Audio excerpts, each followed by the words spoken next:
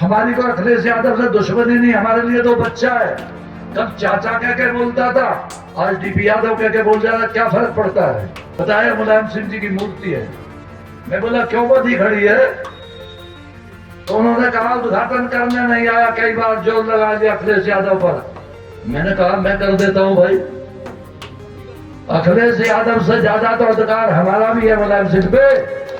ये वही डीपी यादव है जिसकी जेब में हाथ डालकर मुलायम सिंह ये कहा करते थे कि डीपी 500 रुपए है, 300 मैं रख लेता हूँ, 200 तू रख ले। ये तो वो डीपी यादव था। मैं कोई बीजेपी का विरोधी नहीं हूँ, मैं तो वही अटल बिहारी वाजपेयी ने जिसको अपने घर से बुला करके चुनाव लड़ाया था। क्या ही हमारे लोगों के दिमाग में ये संशय हो जाता है कि भाई डीपी यादव और मुलायम सिंह यादव में टक्कर हो गई। हम और मुलायम सिंह यादव तो छोटे बड़े भाई के रूप में राजनीति में थे। आज भी जितनी इज्जत मैं तब करता था आज मुलायम सिंह जी के बाद में, आज भी उनकी उतनी इज्जत मैं करता हूं। एक बहुत ही मजबूत और गरीबों के रहनुमा रहता थे, लेकिन कभी कभी आदमी को गलतफहमी, अपने सर्किल के लोग, अपने साथ के लोग, अपनी पंचायत के लोग उसे गुमराह कर देते हैं। एक वो दो लाइन जो अक्सर मैं किसी सभा में सुना देता था कि एक प्यार प्यार से नाम तो पुकारो तुम, मौत से भी सांस में उधार लेकर आऊंगा। वैसे तो तुम लोग भी बड़े अजब आदमी हो। मैं एक दिन संत नगर से निकला, मुझे तो ये बताओ तुमने अब तक मुलायम सिंह जी को बंद कपड़े में क्या मूंदा हुआ है वहां पर? किन लोगों ने मूर्ति बनाई और फिर क्यों नहीं उस मूर्ति को खुलवाया? मुलायम सिंह का अच्छे नेता थे। आज वो नेता है या नहीं इस बात में बहस नहीं करनी चाहता। अगर नहीं समीकरण चौधरी, अजीत सिंह चौधरी, चंद्र सिंह, मुलायम सिंह वाला जिंदा हो जाता तो आज उत्तर प्रदेश में तुम्हारा राज होता। लेकिन एक बात को याद रखना, मैं कोई कमजोर आदमी नहीं हूं और इन शब्दों पर विश्वास रखता हूं कि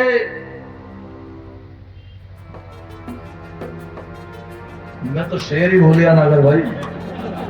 हम भी दरिया हैं, हमें अपना हुनर मालूम। हम भी दरिया हैं, हमें अपना हुनर मालूम है।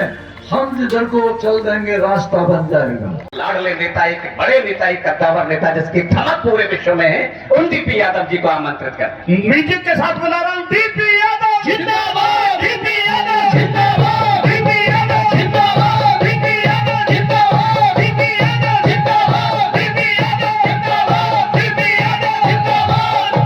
एक बार दोनों हाथ उठा के बोल दो, डीपी यादव जिंदाबाद। अन्य डीपी यादव जी बहुत बहुत धन्यवाद दोस्तों।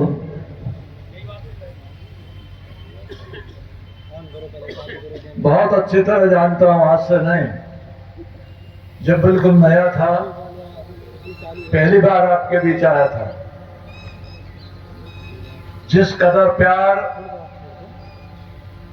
इन 30, 35, 40 वर्षों में इस धरती से मुझे मिला है, ईश्वर करे वो प्यार हर आदमी को मिलता रहे, ये धरती जिंदा रहे और यहाँ के लोग जिंदा चलते रहे, खुश होते रहे। भाई ब्रह्मपाल जी जो मेरी तरह एक छोटे से किसान के पुत्र है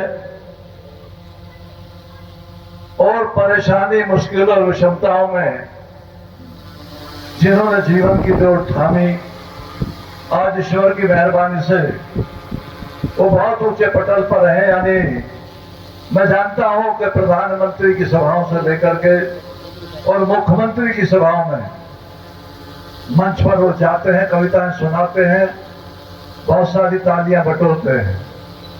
लेकिन चूंकि इस धरती से मेरा नाता है, तो मैंने जब कहा कि नागर जी आपको चलना है, तो सारे प्रोग्राम कैंसिल करके, और उन्होंने मुझसे कहा कि भाई साहब उस धरती के लोगों से जो प्यार मिला है, मैं उस प्यार को वापस तो नहीं लौटा सकता, लेकिन उसे और आगे बढ़ाने के लिए मैं आपसे पहले पहुंचकर उन लोगों के साथ में मिल करके उनका अपनी बातों को सुनाने का काम करूंगा।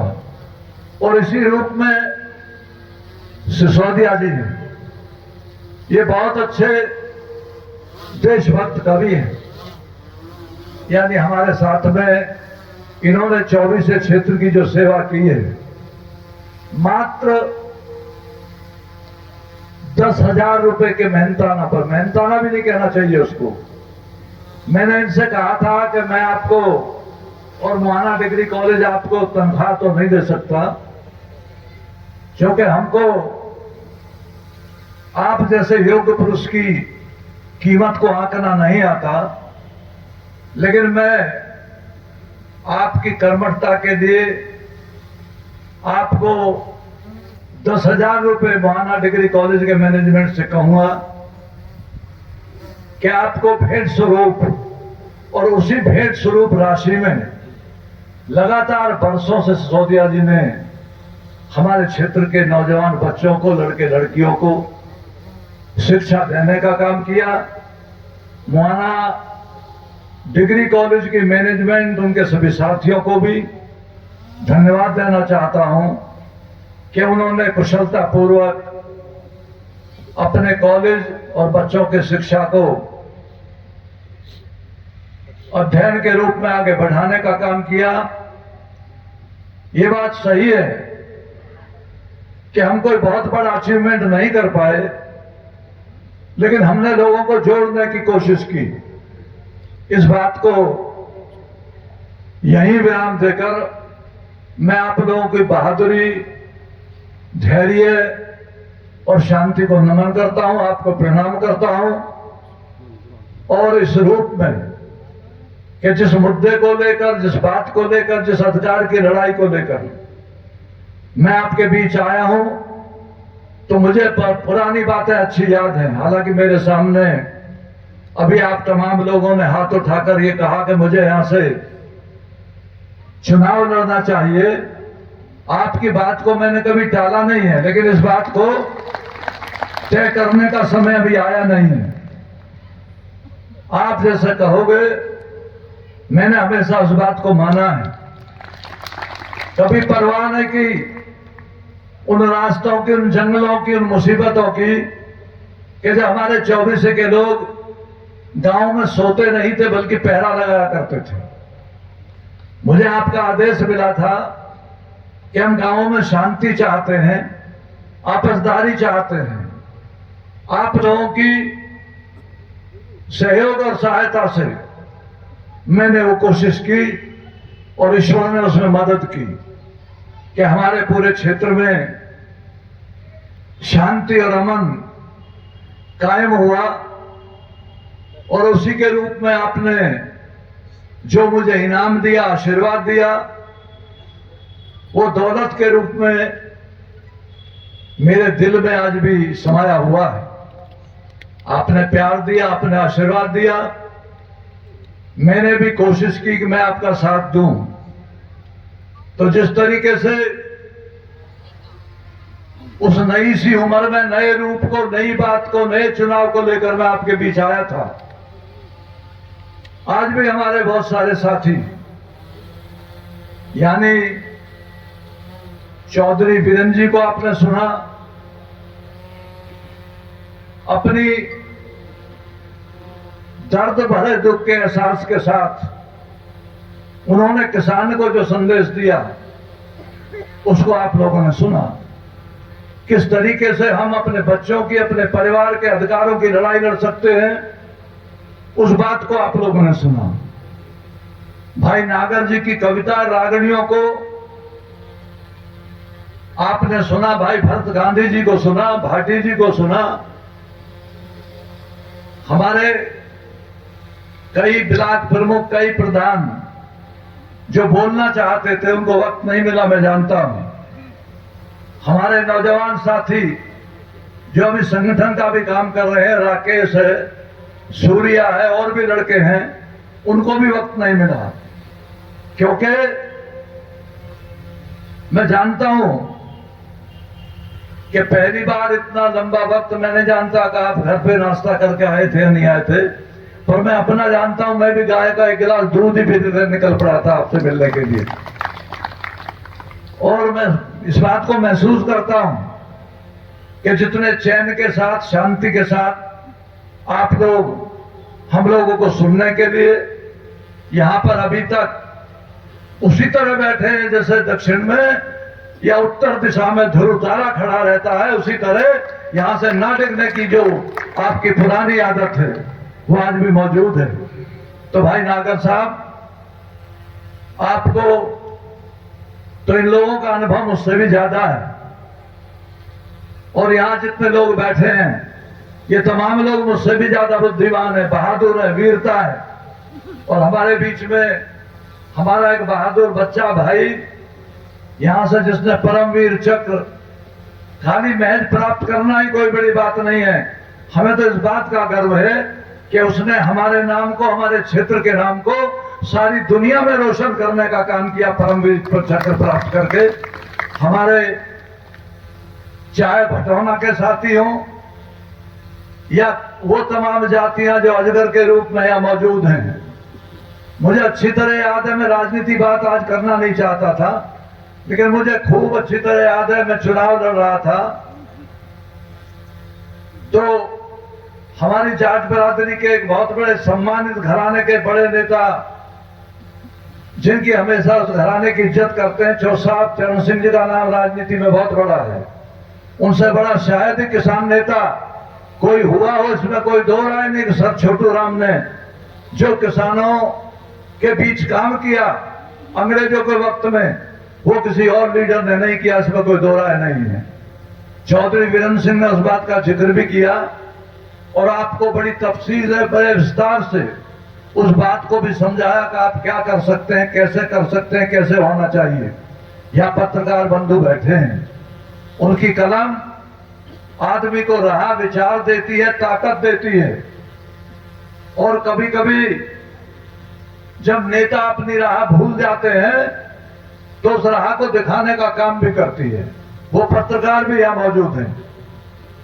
मैं आपसे सिर्फ ये कहने के लिए आया हूं, सब लोगों को आपने सुना, भरत गांधी जो जौनपुर के रहने वाले हैं, दिल्ली में जब मैं उनसे मिला, मैंने उनका जिक्र किया तो उन्होंने कहा कि पश्चिम की बुलंदशहर की सभा को, जहां से लगातार आजादी के बाद आप 3 बार विधायक रह करके नया कीर्तिमान आके लोगों ने स्थापित किया, मैं वहां के लोगों के बीच में भी चलना चाहता हूं। हमारी खुशकिस्मती है कि उन्होंने अपने विचारों से आपको अवगत कराया। तो मैं आज राजनीति बात नहीं करने आया, लेकिन हर बात राजनीति से जुड़ी हुई है, इसमें कोई दो राय नहीं है। राजनीति के बगैर हमारे क्षेत्र में हमारे लोगों के पास, किसानों, मजदूरों, महिलाओं, दोस्तों, नौजवानों के पास कुछ बनता नहीं है। आज भी अगर जो कुछ मांगना है, कहना है, सुनना है, आगे बढ़ना है, सब कहीं ना कहीं जाकर राजनीति से टकरा जाता है। इसलिए चौधरी चरण सिंह ने इंडिया गेट की सबसे बड़ी सभा में यही कहा था कि भोले किसान, तेरी एक नजर अगर खेत में है तो तेरी दूसरी नजर राजनीति में होनी चाहिए। आज भी वो बात अपने आप में सच है। हमने शुरुआत की, आपने आशीर्वाद दिया, उन राजनीति की टेढ़ी मेढ़ी पगडंडियों में भी मैं नहीं जाना चाहता। मैं जहां भी लड़खड़ाया आपने संभाल लिया, और सामाजिक ताने बाने में जरूर ये कोशिश की, जब आप लोग मेरे साथ खड़े होकर के चुन करके मुझे विधानसभा में भेजा था, तो मेरे पास समाज सेवा करने का बहुत छोटा सा मंसूबा था। इस इलाके में मैंने जो कुछ किया क्या हमारे साथी, हमारे लोग 24 के लोग विशेष करके कह देते हैं कि भाई हमने डीपी यादव को नहीं छोड़ा, डीपी यादव ने हमको छोड़ दिया। बात ये सच नहीं है। मैं तो आपको कभी छोड़ ही नहीं सकता, है तो मेरी कमजोरी है। आपकी आवाज जहां भी आ जाती है, आज भी तमाम लोगों के साथ खड़ा रहता हूं, लेकिन मजबूरी वो थी कि मुझे प्रधानमंत्री ने बुला करके, जब चंद्रशेखर जी और मुलायम सिंह ने समाजवादी पार्टी का गठन किया था, और मुझसे ये कहा कि तुमको लोकसभा लड़नी है। मैं संभल क्षेत्र के लिए एकदम नया था, मैं कभी उस इलाके में गया भी नहीं था, लेकिन घर का बड़ा हो चाहे राजनीति में बड़ा हो, उसकी आज्ञा का उल्लंघन करना अच्छा नहीं होता। मैंने वो बात मानी और मैंने वहां भी आपके नाम को नीचा नहीं किया, बल्कि आज भी संभल के बदायूं के जिस गांव में जाकर डीपी यादव का नाम लोगे, खड़े होकर के लोग तुम्हारी इज्जत करेंगे और ये सोचेंगे उस क्षेत्र से आए हैं जिस क्षेत्र में डीपी यादव ने शुरू का चुनाव लड़ा था। तो कुल मिलाकर के कहने की बात है, सिर्फ आप मेरे दिल और मन में हो और मैं आपके दिल और मन में हूं, मैं इस बात को जानता हूं। इसलिए पश्चिमी उत्तर प्रदेश निर्माण मोर्चे की बात लेकर हम तमाम साथी आपके बीच में आए हैं। इसमें मेरा कोई स्वार्थ नहीं है। मुझसे तो अगर आप आदेश दे दोगे कि इस लड़ाई को लड़ने के बाद या पहले तुम्हें राजनीति से संन्यास लेने के लिए कहते हैं, तो आपको जबान दे करके जाता हूं, जिस दिन 24 की आवाज आ गई, डीपी यादव उसी दिन संन्यास लेकर के और अपने खेतों की तरफ चला जाएगा, निकल जाएगा। मेरा मकसद सिर्फ भलाई करना है। मैं राजनीति में किसी लालच को लेकर के नहीं आया। मैं तो राजनीति में आपको ताकत देने के लिए, आपको जोड़ने के लिए, आपकी भलाई के लिए और समाज को आगे बढ़ाने के लिए आया हूं। समाज मेरा सारा समाज है। मेरी किसी जाति बिरादरी से कोई दुश्मनी नहीं है। मैं हर आदमी के काम आया हूं, हर आदमी के काम आता हूं। वो किसी भी जाति का आदमी हो, हिंदू हो, मुसलमान हो, सिख हो, ईसाई हो और किसी भी जाति का आदमी हो, अगर मेरे पास पहुंच गया तो मैंने कभी उसकी जाति और उसका धर्म नहीं पूछा, बल्कि उसने अगर काम मुझे बता दिया और मुझे लगा कि इस आदमी का काम करना चाहिए, सही है, तो चाहे वो अधिकारी आईएएस हुआ या आईपीएस हुआ, मैंने उससे टकरा करके भी उसका काम कराने का काम किया, उसे आगे बढ़ाने का काम किया। क्योंकि मुझे अच्छी तरह याद है, मैं बनारस हिंदू विश्वविद्यालय से सिसोदिया जब लौटा था, मुझे खेलना आता था, कबड्डी का अच्छा प्लेयर था, वॉलीबॉल का अच्छा प्लेयर था। मैंने पिताजी से एक सवाल किया था आने के बाद गांव में। मैंने कहा, पिताजी राजनीति में जाना चाहता हूं। उन्होंने मुझसे मना किया था कि राजनीति में अब बहुत सारे लोग बहुत अच्छे नहीं रह गए हैं, इसलिए तुम राजनीति की जगह कोई दूसरी समाज सेवा या दूसरा कारोबार करो। मैंने कहा कि मैं आपको यकीन दिलाता हूं कि मैं अच्छी राजनीति करने की कोशिश करूंगा। तो उन्होंने कहा, क्योंकि स्वतंत्रता सेनानियों के तराने चंद्रशेखर आजाद, भगत सिंह की जबान के वो शेरो शायरी हम पिताजी से सुना करते थे, उन्हें सुनाया करते थे। उन्होंने कहा, अगर राजनीति में जाना है तो मेरी दो बात सुन लेना। अगर तू कभी नंगे पैर भी रह जाए तो जिंदगी में किसी के साथ कभी बेईमानी मत करना, और अगर तेरे कान में किसी गरीब की आवाज आ जाए कि उसे कोई सताता है, मारता है, तो अपनी जान पर खेल करके भी उसकी रक्षा करने का काम करना। और यही दोनों बात हमारा गुरु मंत्र बन गए। इसी गुरु मंत्र को मान करके मैं राजनीति में आ गया, और राजनीति में आने के बाद इस धरती पर झोली फैलाने आ गया। और आपने मेरी झोली को भरपूर वोटों से भर दिया। मैं उन गांवों को जानता हूं कि जिन गांव में हमारी बिरादरी के लोगों की संख्या 20, 25 और 50 घरों की थी, और 250 और 300 घर दूसरी बिरादरी के, लेकिन एक एक वोट तमाम जातियों ने मेरी झोली में डालने का काम किया। इस बात के लिए, इस एहसान के बदले, ये मुझे आज भी याद है। ये तमाम इलाका, ये तमाम गांव, ये तमाम लोग, इसीलिए मैंने कहा था कि हमारी जात बिरादरी के बहुत सारे लोग यहां बैठे हैं। मुलायम सिंह में अजीत सिंह में कुछ अनबन हो गई थी, तो अजीत सिंह नहीं चाहते थे, मौदूद अली के खिलाफ चुनाव मेरा था, उन्होंने भटौना में आने से इनकार कर दिया। लेकिन मैं कसम खाकर दगड़े वाले बाबा की कहता हूं कि भटौना के लोगों ने 90% मुझे वोट अजीत सिंह के खिलाफ लेकर के और विधानसभा में पहुंचाने का काम किया। तो तमाम वो जातियां जो इस इलाके में बसी हैं, मैंने भी कोशिश की कि मैं उनके काम आऊं और उन्होंने भरपूर प्यार, भरपूर ताकत का एहसास मुझे दिया। इस बात को मुझे कहते हुए फक्र होता है, गर्व होता है कि मैं ऐसे इलाके से पहली बार चुनाव लड़ा जहां के तमाम लोगों ने भरपूर तरीके से मेरा साथ देने का काम किया। आज वोट के लिए नहीं आया, जब वोट की बात आएगी तब आप जो आदेश दे दोगे वही कर लूंगा, लेकिन आज ये कहने आया हूं कि अपने बच्चों, अपने परिवार के अधिकार की बात करो। ये जो वसुधैव कुटुंबकम का नारा सिसोदिया जी हमारे कई बड़े नेता लगाते हैं, चाहे वो बीजेपी में हो, लेकिन कुटुंब को कैसे बखेरा जा रहा है ये बात भी आप लोगों को अच्छी तरह याद है। वसुधैव कुटुंबकम का मतलब है सारी दुनिया हमारा कुटुंब है, हमारा परिवार है, उसको हम जोड़ करके चलेंगे, उसके साथ मिल करके चलेंगे।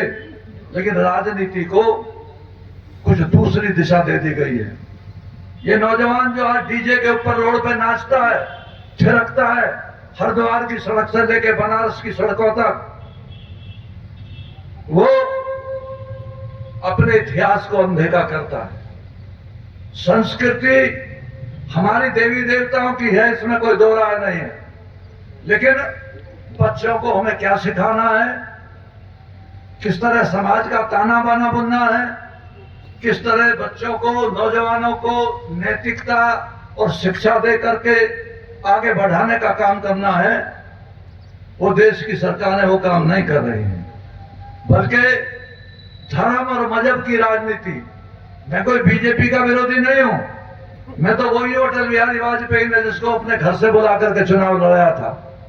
क्या ही हमारे लोगों के दिमाग में ये संशय हो जाता है कि भाई डीपी यादव और मुलायम सिंह यादव में टक्कर हो गई। हम और मुलायम सिंह यादव तो छोटे और बड़े भाई के रूप में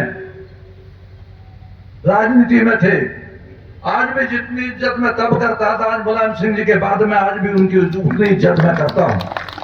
एक बहुत ही मजबूत और गरीबों के रहनुमा रहता थे, लेकिन कभी कभी आदमी को गलतफहमी, अपने सर्किल के लोग, अपने साथ के लोग, अपनी पंचायत के लोग उसे गुमराह कर देते हैं। और मुलायम सिंह जी को भी एक आदमी ने ऐसा गुमराह किया कि एक दिन मुझे दिल्ली में जब अटल जी ने बुलाया, तब तक मुझे भी खबर नहीं थी। उन्होंने कहा कि क्या तुम जानते हो कि आज मुलायम सिंह यादव ने तुम्हारी सीट पर संभल पर अपना नॉमिनेशन कर दिया है।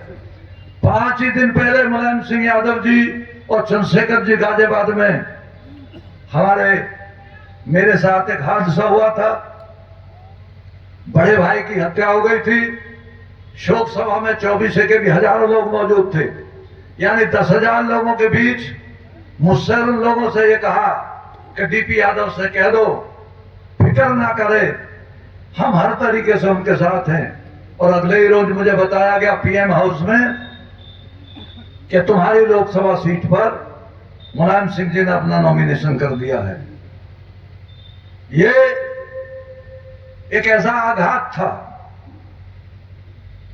कि मुझे समझ नहीं आया कि अब क्या किया जाए, लेकिन चूंकि सामने प्रधानमंत्री बैठे थे और उन्होंने दूसरे सेंटेंस में मुझसे ये कह दिया कि यादव जी चुनाव तो लड़ना चाहते हो। मैंने कहा अटल जी, अंधे को क्या चाहिए 2 आंख, लेकिन मुझे तो एक भी मिल जाएगी तो गुजारा हो जाएगा, क्यों मेरे सामने कोई रास्ता नहीं था। मैं ये बात इसलिए कह रहा हूं कि कई हमारे नौजवानों के मनों में ये बात आती है और हमारे 24 क्षेत्र के, 36 क्षेत्र के तमाम गांवों के लोग कि मेरा और मुलायम सिंह जी का टकराव नहीं होना चाहिए था। टकराव आज भी नहीं है, टकराव कल भी नहीं था। बात अधिकार की थी कि मुझे मेरा अधिकार चाहिए था। जो आदमी अपने अधिकार को नहीं जानता, नहीं मानता, नहीं लड़ता, उस आदमी का इतिहास खत्म हो जाता है। इसलिए कहा है किसी ने, जिन लोगों को मिटने का एहसास नहीं होता उन लोगों का दुनिया में कोई इतिहास नहीं होता। इसलिए मजबूरी आकर के, खैर वो बात बहुत पीछे की है, जिक्र इसलिए आ गया कि जबान पे वो शब्द आ गए। हमारे कई दोस्तों के मन में कभी कभी जिक्र आ जाता है, कोई लखनऊ बैठ कर के, कहीं बैठ करके, तो मैंने जीवन में ना किसी को धोखा दिया है, ना विश्वासघात किया है और ना कभी बेईमानी की है। और जितने मैं जिंदा हूं और आपके सामने आपके साथ में हूं, डीपी यादव में ये कमियां जब तक वो जिंदा नहीं आ सकती, इस बात की जबान देता हूं आपको।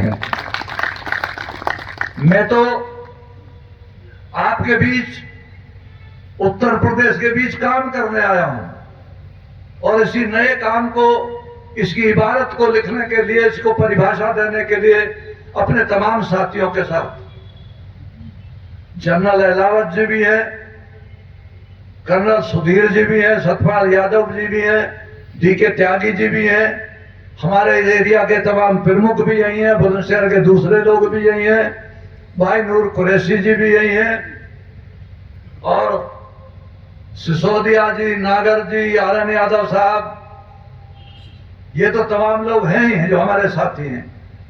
और मैं साथी किसको कहूं? आप तमाम लोग भी तो मेरे साथी हो, मेरे रहनुमा हो। कोई बुजुर्ग है, कोई नौजवान है, कोई छोटा है, कोई बड़ा है। तो कुल मिलाकर के आज जो बात आपके सामने हमारे साथियों ने रखी है वो आपके लिए काम की बात है, उसमें कोई लालच नहीं है।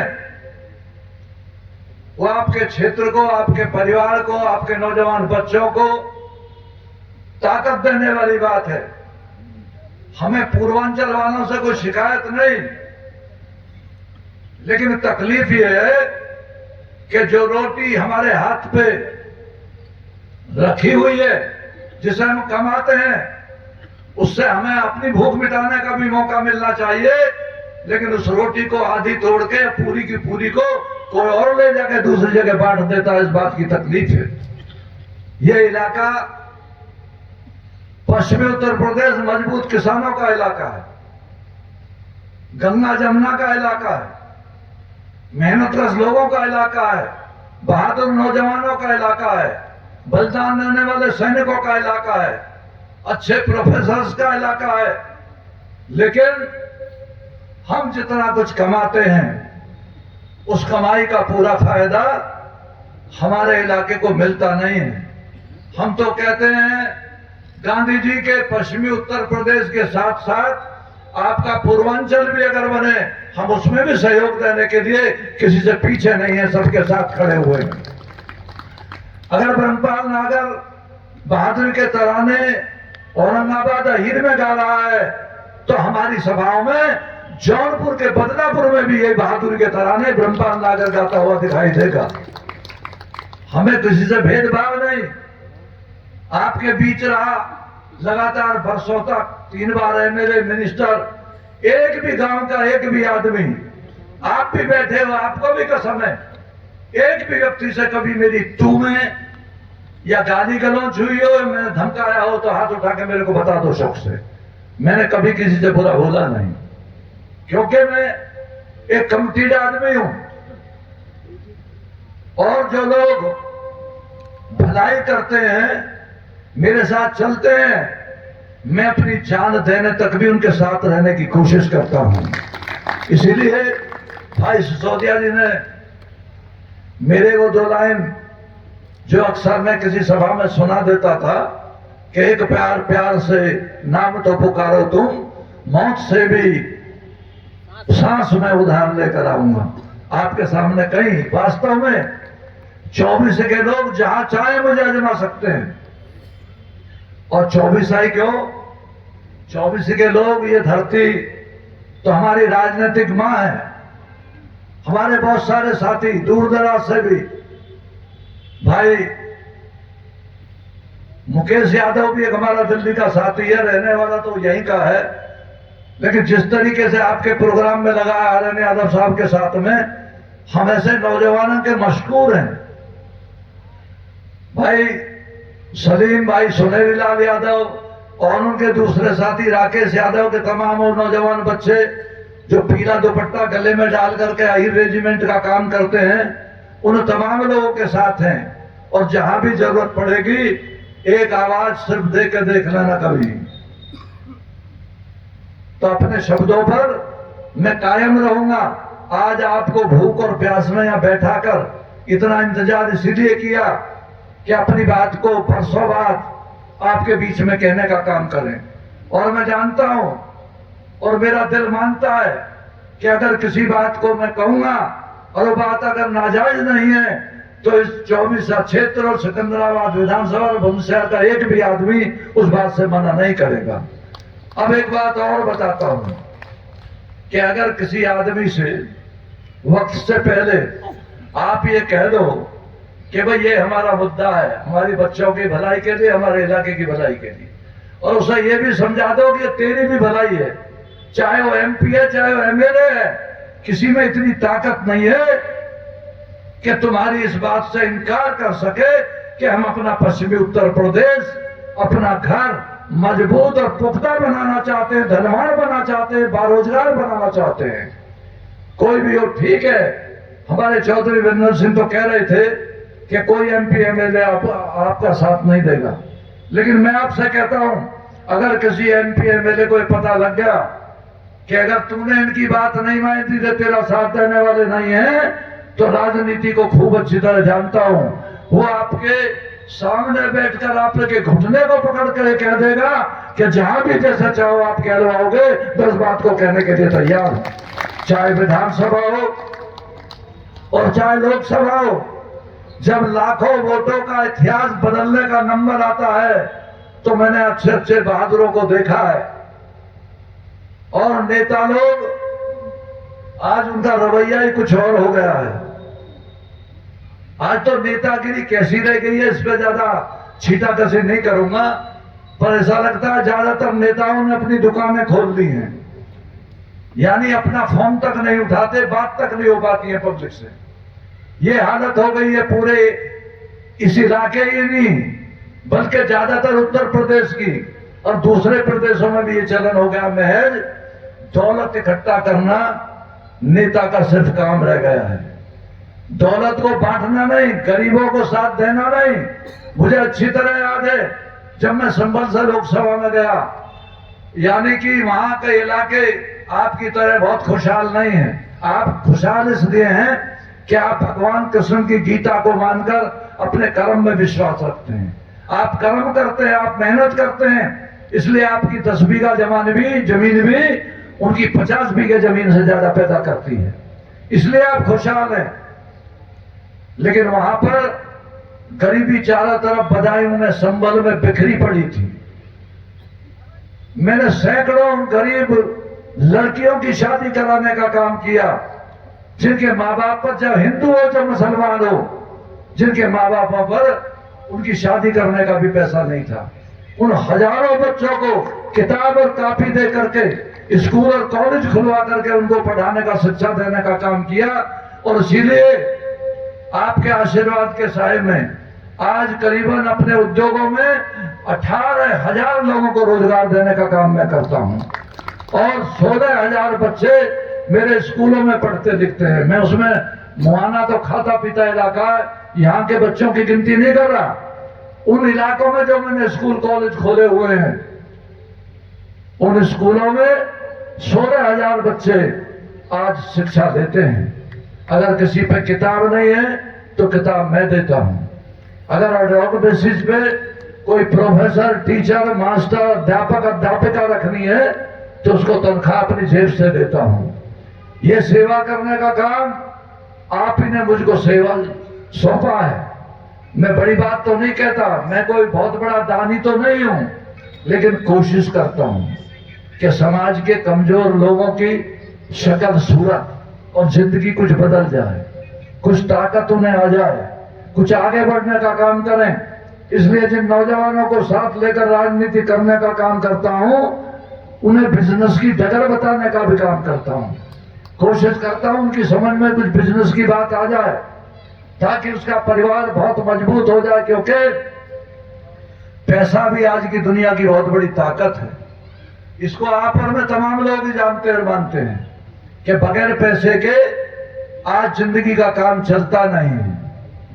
तो हम जिस प्रार्थना को, जिस अनुरोध को लेकर आपके बीच आए हैं, इसे घर बैठ के जरा सोचना आराम से कि अगर ये पश्चिमी उत्तर प्रदेश, इसमें से उत्तर प्रदेश में से प्रदेश अगर बन जाए हमारे 27 जिलों को मिला करके, जिसकी गिनती भाई कर्नल साहब ने आपको विधायकों के रूप में और वोटों के रूप में भी बताई, तो जरूर एक शक्ल और सूरत इस प्रदेश की ऐसी बन जाएगी कि जैसे पहले लोग 15-20 साल पहले पंजाब का नाम लिया करते थे, इसी प्रकार पूरा हिंदुस्तान पश्चिमी उत्तर प्रदेश का नाम लेकर के कहा करेगा कि इस प्रदेश से ज्यादा खुशहाल लोग कहीं रहते नहीं है। इसलिए इस बात को लेकर के आपके बीच आए हूं। आराम से सोचना, कोई जल्दी नहीं है, वोट नहीं चाहिए, अभी वोट में बहुत टाइम है।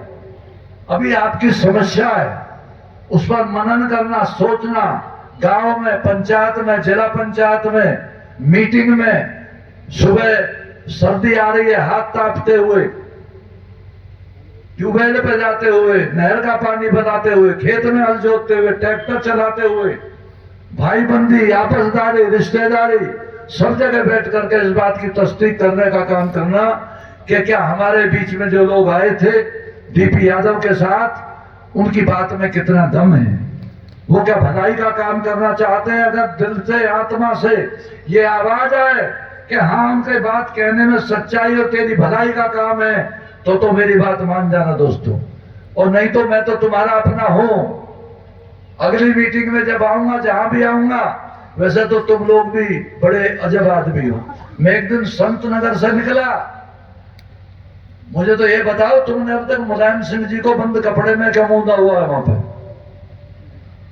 किन लोगों ने मूर्ति बनाई और फिर क्यों नहीं उस मूर्ति को खुलवाया? मुलायम सिंह का अच्छे नेता थे, चाहे आज वो नेता है या नहीं इस बात पे बहस नहीं करने चाहता। हमारी को अखिलेश यादव से दुश्मनी नहीं, हमारे लिए तो बच्चा है। कल चाचा कह के बोलता था, आज डीपी यादव कह के बोल जाता, क्या फर्क पड़ता है?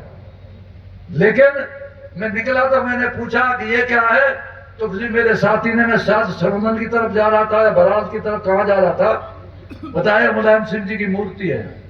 मैं बोला क्यों बंधी खड़ी है? तो उन्होंने कहा उद्घाटन करने नहीं आया, कई बार जोर लगा दिया अखिलेश यादव पर। मैंने कहा मैं कर देता हूं भाई, अखिलेश यादव से ज्यादा तो अधिकार हमारा भी है मुलायम सिंह पे। ये वही डीपी यादव है जिसकी जेब में हाथ डालकर मुलायम सिंह ये कहा करते थे कि डीपी ये 500 रुपए है, 300 मैं रख लेता हूं, 200 तू रख ले। ये तो वो डीपी यादव था। हमें उस बारे में कभी कोताही नहीं पड़ती, आगे बढ़ करके बल्कि कह सकता हूं, और इस बात को पुराने राजनीति करने वाले लोग जानते हैं जो मंच पर बैठे हैं। भरत गांधी जी भी जानते हैं। भरत गांधी जी नहीं है, ये यादव है जौनपुर के बड़े कट्टर, कई बार जेल की यात्रा कराए, लेकिन बदमाश नहीं है, हैकर नहीं है, चोर नहीं है, भ्रष्टाचारी नहीं है।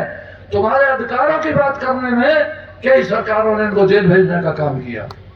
आजकल आसाम के गरीबों में काम करते हैं। मैं एक मीटिंग को इनकी को एड्रेस करने गया आसाम में, गुवाहाटी में पिछले बरस, तो हजारों लोग नंगे पैर, बेचारी औरतें जिनके बदन पर एक कपड़ा था, बेचारे गरीब लोग जो हाथ में रोटी का थैला लिए हुए थे, बसों से उतर कर पैदल चल कर करके इनकी मीटिंग में शामिल होने के लिए आ रहे थे। तो गरीबों में काम करने का स्थान, मैंने तो इनसे निवेदन किया कि भाई वहां भी गरीबों के बीच काम कर रहे हो, हमारे यूपी में कौन सी गरीबी कम है, आ जाओ यहाँ पे काम करो। तो ये यहाँ भी काम करते हैं, वहां भी काम करते हैं। ये जानते हैं कि शुरू में मुख्यमंत्री बनाने की रचना किसने रची थी और किस तरीके से मुलायम सिंह जी को ताकत देने का काम किया था। अगर वो समीकरण, 2 समीकरण इस राजनीतिक इतिहास में भयानक तरीके से बिगड़े, लोगों ने बिगड़वाए, कुछ सलाहकारों ने बिगड़वाए, क्योंकि सलाहकार, चौकड़ी अगर आदमी को गलत सलाह देती है तो तब भी काम बिगड़ जाता है। तो पहले तो मुलायम सिंह यादव और अजीत सिंह के बीच में खटास पैदा की, तब भी कुछ ही लोग मौजूद थे, 2-3-4 लोग, उनका नाम नहीं लेना चाहता, उनमें से 2-3 अभी भी जिंदा, 2-3 मर गए। और दोबारा काशीराम और मुलायम सिंह के बीच दीवार डालने का काम भी कुछ लोगों ने किया। उनको तो आनंद आ गया होगा, लेकिन इस देश में पिछड़ों की दुनिया तो लुट गई, गरीब तो परेशान हो गया। अगर कहीं समीकरण चौधरी अजीत सिंह, चौधरी चरण सिंह और मुलायम सिंह वाला जिंदा हो जाता तो आज उत्तर प्रदेश में तुम्हारा राज होता। और अगर ये समीकरण काशीराम और मुलायम सिंह का चलता रहता तो इस देश में तुम्हारा राज होता। बिगाड़ने वाले बहुत हैं, वो तुम्हें दिखाई नहीं देते, लेकिन आराम से बिगाड़ते रहते हैं। कुल मिलाकर मैं कहता हूं, मेहनत कश लोगों, या गरीब किसानों, मजदूरों, या गांव देहात के लोगों, अपने अधिकारों की तरफ पहचानने का काम करो। अपनी बात को, अपने अधिकार को जानने का काम करो। और हमारे जो साथी नागर जी, सिसोदिया जी और लोग आपको कविताओं के माध्यम से वीरता की, बहादुरी की, आपसदारी की बातें सुनाते हैं, उन पर अमल करने का भी काम करो। तो आज तो आपसे इतनी बात कहने आया था। हमारे साथियों ने अपनी अपनी बात आपसे कही, खूब समझ गए आप, उनसे मुझसे भी ज्यादा समझदार हैं। ये आपको खूब पता है आलू कौन से मौसम में लगेगा और कब बैठेगा, खूब पता है कौन सी फसल कब बुआई करनी चाहिए, सर्दी कितनी आ गई है, गर्मी कितनी पड़ती है। इसलिए आप लोग हमसे ज्यादा समझदार है। वक्त की नब्ज को पहचानने का काम करो, उसकी नाजुकता पर ध्यान देने का काम करो। अपने समाज को नहीं, पूरे प्रदेश को और अपने प्रदेश को, पश्चिमी उत्तर प्रदेश को मजबूत बनाने के लिए आवाज उठाने का काम कर ले। मैं विघटनकारी आंदोलन की बात नहीं करता, लड़ाइयां हमने बहुत लड़ी है, हमें बहादुरी के इतिहास भी बहुत सारे याद हैं। और मैं इस बात को भी जानता हूं, आप बहादुर लोगों के वंशजों, कारगिल की अंधेरी पहाड़ियां और रजांगला की बर्फीली चट्टानें, उन पर आज भी तुम्हारे पैरों के निशान मौजूद हैं। ये कर्नल सुधीर भी जानते हैं, जनरल एलावत भी जानते हैं। बहादुरी की कमी नहीं है, लेकिन बहादुरी को पहचानते वक्त, करते वक्त होश भी अपने आप में रहना चाहिए। इसलिए अपने अधिकारों की बात करो, अपने संविधान की बात करो। भाई गौतम जी बोल रहे थे, हमारे और साथी बोल रहे थे कि अधिकारों की बात कैसे माननी चाहिए, सुननी चाहिए, करनी चाहिए। उन अधिकारों की तरफ भी जाओ, क्योंकि जमीन का बंटवारा हो गया है, जमीन छोटी हो गई है, परिवार बड़े हो गए। अगर आगे आने वाले 10, 20, 50, 100, 200 सालों में तुम्हारे बच्चों के पास सिर्फ घेर बनाने की जगह रहेगी, तब क्या करोगे? नोएडा जैसी हालत हो जाएगी। तुमको दिखते तो बहुत रईस है नोएडा वाले, सगाई में भी करोड़ों रुपए देते हैं और 4 छल्ले वाली गाड़ी देते हैं। मैंने तो उनकी सगाइयों में जाना छोड़ दिया। उन्हें मुआवजा तो मिल गया करोड़ों में, लेकिन उसको सगाइयों में, दावतों में, दारों में, वकीलों में, मुकदमेबाजी में बांट रहे हैं, तोड़ रहे हैं। तो कहीं इसी हालत को मत पहुंच जाना भाई। जमीन जो हमारी माँ है, जिससे हम पैदा करके अन्न खाते हैं, सरकार अपनी जरूरत में ले लेगी, उसके बाद का रास्ता भी आपको आना चाहिए। जीवन बच्चों का कैसे बीतेगा, उनका भविष्य कैसे चलेगा, इस बात पर भी गौर आपको होनी चाहिए। ये इलाका भी जाने वाला है। मैं भी 15 दिन पहले चेयरमैन नोएडा के साथ बैठा था, हम लोग इसके साथ अपने गांव की नोएडा की एक समस्या को लेकर गया था। मैंने यहाँ का भी जिक्र किया, तो तुम्हारे इलाके में भी नोटिस आने वाले हैं, और नोटिस जब आ जाएंगे तो आधे तो दारू पी जाएंगे, आधे वकील को दिए जाएंगे। ऐसी स्थिति पैदा मत होने दो। अपने इलाके के प्रति, अपने परिवार के प्रति जिम्मेदारी को निभाने का काम करो। इसलिए आपसे कहने आया हूं कि अभी से सचेत होना इसलिए जरूरी है कि जब जमीन बट करके 5-5, 2.5, 2-2 बीघे ही रह जाएगी, फिर तो उसमें घेर बनाने का ही काम होगा। इसलिए बच्चे को रोजगार की तरफ ले जाओ, उद्योग की तरफ ले जाओ, शिक्षा की तरफ ले जाओ, या अच्छी सर्विस में, अच्छे रोजगार में, अच्छी नौकरी की तरफ भेजने का काम करो। ये तमाम बातें छोटी छोटी हैं, लेकिन आगे बहुत बड़ी हो जाएंगी। नोएडा का उदाहरण मैंने दिया, मेरे लिए तो वो जगह वो भी पूजनीय है। मैं तो वहां पैदा हुआ, लेकिन अब मैंने सगाइयों में इसलिए जाना छोड़ दिया कि जिस सगाई में जाता हूं नागर, नागर का हमारा गांव तो बराबर ही है। पहले 1 करोड़ रुपया रखते हैं यूं, और फिर कैमरा वाला हमारे पत्रकार भाई कैमरे की मुंह नहीं उसका कैमरे का पहले हमारी तरफ करता फिर नोटों की तरफ करता। तो ऐसी हालत हो गई है, रिश्ते टूटने लगे हैं, बंटने लगे हैं, दुश्मनी होने लगी है, खून खराबा होने लगा है। तो उन स्थिति से समाज को बचाने का काम करो, धैर्य रखने का काम करो, आगे बढ़ने का काम करो। हम जैसे लोग किस काम आएंगे? छोटे छोटे स्टार्टअप गवर्नमेंट दे रही है, लोन भी दे रही है, सब्सिडी भी दे रही है। अच्छी नियत करके अपने बच्चों को उधर भेजने का काम करो, अच्छी खेती करने का काम करो, और जो मुआवजा मिल जाए, पैसा मिल जाए, उसे अच्छे व्यापार में लगाने का काम करो। तो कुल मिला के ये अभियान तुम्हारे काम का अभियान है, तुम्हारे इलाके की मतलब आर्थिक दृष्टिकोण से मजबूती देने का अभियान है। इसलिए इस अभियान को सोच समझ के, कोई आपसे पैसा नहीं मांग रहा, लेकिन अपने विचारों में आपसदारी में बात करके जब भी दूसरी सभा, दूसरी मीटिंग हो तो तय करके आना। तय तो करके अब भी आप आए हो, और इतना मेरा अधिकार भी है। अगर एक बार तुमसे कुछ कहूंगा और कह दूंगा तो मानोगे तो मानना पड़ेगा आपको, ये मेरा अधिकार है।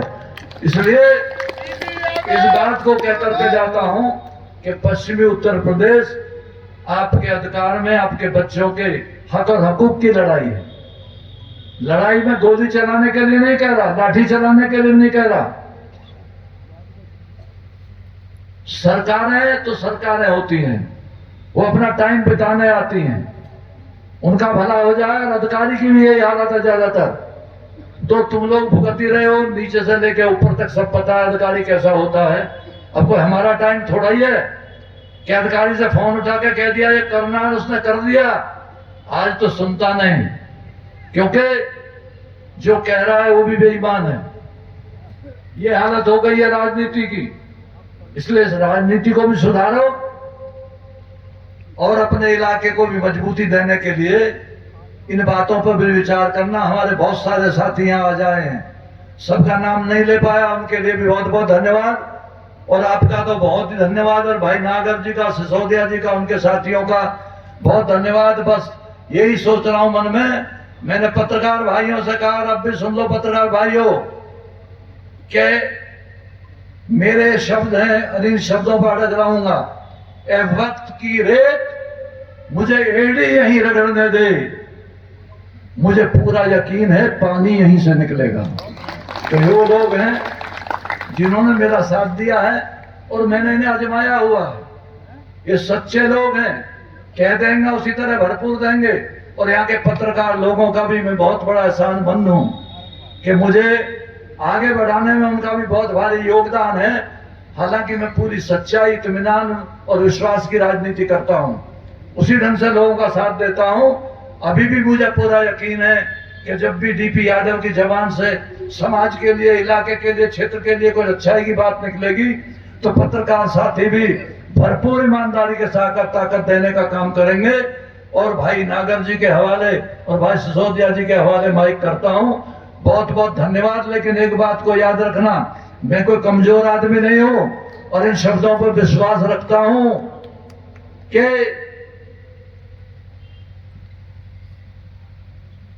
मैं तो शेर ही भूल गया नागर भाई।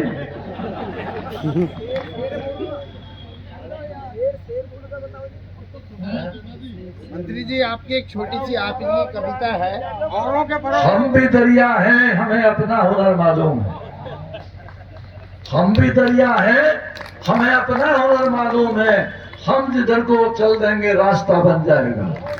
बहुत बहुत धन्यवाद, नमस्कार, जय हिंद। हाँ जी जनाब, एक मिनट बोलो। की एक कविता है, और मैं चाहूंगा कि आप ही की जुबानी आप पढ़ दें। तो कठिन समय के कठिन पलों में यदि जो कुछ साहस है बाकी, तो प्लीज अगर आपको पढ़ दें। आपकी सब्जेक्ट की कठिन पलों के कठिन समय में अगर तेरा एहसास है बाकी, ये मेरी किताब का शेर है। मैंने जो किताबें लिखी हैं वो सारी बातें तो बचपन की भी याद नहीं, किताब की कहां से याद रहेंगी। आगे किताब देख के तुम लिख लेना भाई। हाँ, आप भी सुन लो भाई, मेरी ये कविता है जब भी मैंने किताब जो लिखी है, ये आपकी बुक। और भाई इनका धन्यवाद देता हूँ, उसके शब्द सुना देता हूँ आप तमाम लोगों को। कठिन समय के कठिन पलों में यदि तुझमें कुछ साहस है बाकी, जिंदा रहने की जिद तुझमें और जीवन का विश्वास है बाकी। ऐसा कोई समय नहीं बंधु जिसका कोई अंत नहीं, जीवन फिर रोशनी पाता है यदि जीने का प्रयास है बाकी। इसके आगे है,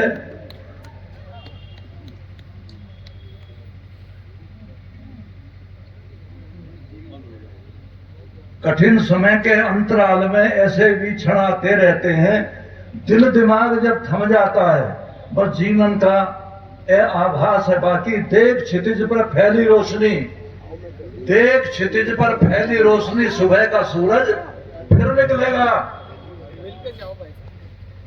और लिख देंगी फिर भोर की किरणें, जो तेरा इतिहास है बाकी। बहुत बहुत धन्यवाद, नमस्कार, जय हिंद।